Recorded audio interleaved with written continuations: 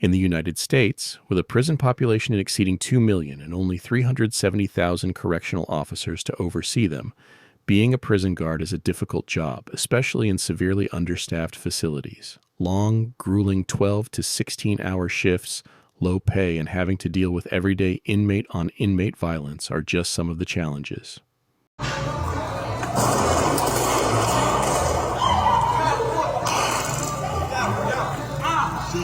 Give us a chance to do what you wanted us to do. I know, but being a nigga ain't...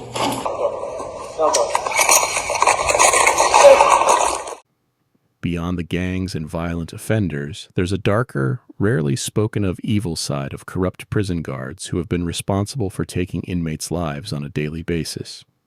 We are diving deep into the shocking reality of the prison guard role and the deadly power they wield behind bars. With long hours and an average pay of $18 to $20 an hour, prison staff members tend to indulge in accepting money from inmates to perform drug smuggling, prostitution, and murder to earn more to feed their families. Officers would even get to the point where they would put hits out on inmates.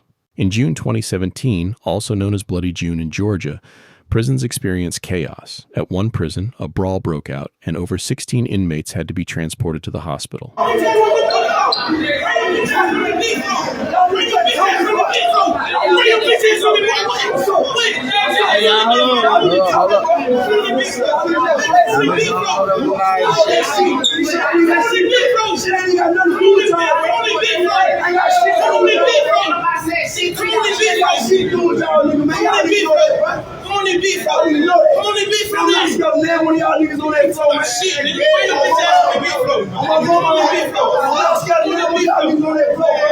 Earlier that month, the day before June 9th, a high-ranking gang member, Demetrius Smith, coordinated a gang attack on an inmate and also coordinated it with prison officer Shakira Burns, who was later identified as a female gang member that was in the same gang as Demetrius.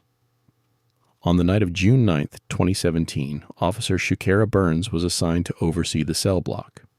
At 9 p.m., lockdown began. Cell doors slid shut. However, Burns allowed 3 gang members to slip into the cell of Joshua Brooks before the locks engaged. They sealed themselves in. An hour and a half later, Burns returned. Surveillance and testimony later revealed she slid a handwritten note under the cell door.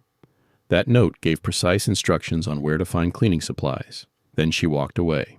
Inside cell 107, Joshua Brooks was trapped with 3 gang members. In the course of 15 hours, they brutally and viciously beat him. Weapons included a lock inside a sock, along with fists and boots.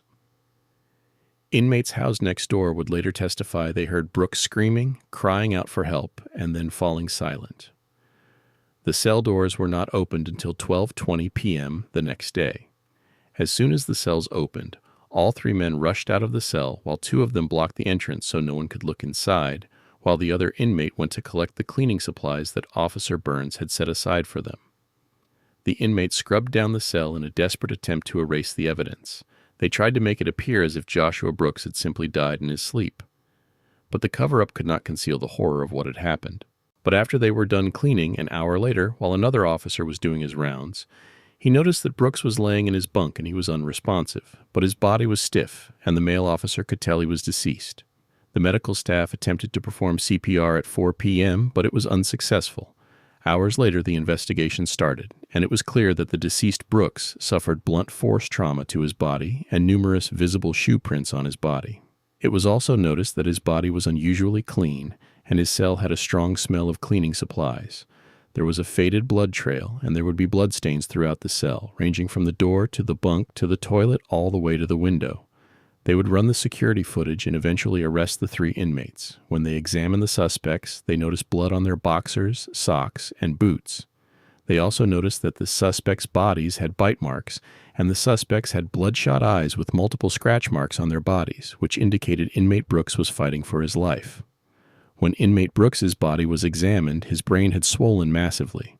He was beaten so violently that his head was deformed, lumpy, and mushy. Examiners said his brain felt like Play-Doh. He suffered 7 broken ribs on the right side of his body and 6 on the left, and he had a large amount of blood in his chest cavity. The investigation led to the arrest of the 3 inmates. Demetria Smith, Andrea Burley, and Wesley Adams, along with Officer Shukera Burns. Charges included felony murder, aggravated assault, and violations of Georgia's Street Gang Terrorism and Prevention Act. Burley and Adams were convicted of felony murder and sentenced to life without parole. Demetria Smith was found not guilty. Officer Shakira Burns struck a plea deal, pleading guilty to voluntary manslaughter. She received only 2 years in county jail and 13 years of probation.